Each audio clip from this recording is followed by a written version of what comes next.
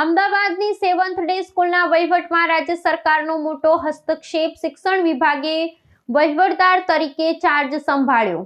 અમદાવાદની વિવાદાસ્પદ બનેલી seventh day Adventist higher secondary સ્કૂલના સંચાલનમાં રાજ્ય સરકારના શિક્ષણ વિભાગે સીધો હસ્તક્ષેપ કર્યો છે।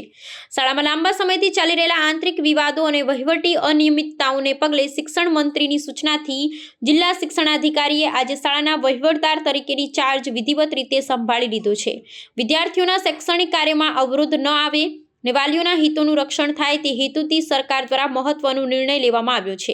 આ કાર્યવાહી પાછળનું મુખ્ય કારણ શાળાના ટ્રસ્ટીઓ વચ્ચે ચાલી રહેલી સત્તાની ખેંચતાણ અને તેને કારણે ઊભી થયેલી અરાજકતા હોવાનું મનાય છે।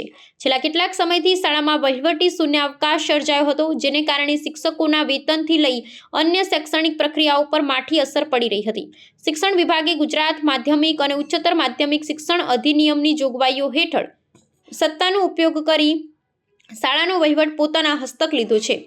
હવેથી શાળાના તમામ નાણાકીય અને વહીવટી સત્તાઓ જિલ્લા શિક્ષણાધિકારી હસ્તક રહેશે। રાજ્ય સરકારના આ નિર્ણયને વાલી મંડળ દ્વારા ઉષ્માભર્યો પ્રતિસાદ મળ્યો છે।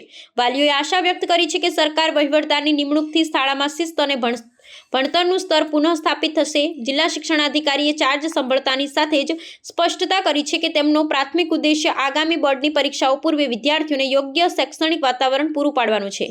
આગામી દિવસોમાં શાળામાં અટકેલા વહીવટી કામોને વેગ આપવામાં આવશે અને ટ્રસ્ટના વિવાદોની શૈક્ષણિક કાર્ય પર કોઈ અસર નહીં થાય તેની તકેદારી રાખવામાં આવશે। વહીવટદાર તરીકે જિલ્લા શિક્ષણાધિકારી અમદાવાદ શહેરને નિયુક્ત કર્યા ત્યારબાદ અમે તરત જ અમારી ટીમ સાથે ચાર્જ સંભાળી લીધો છે।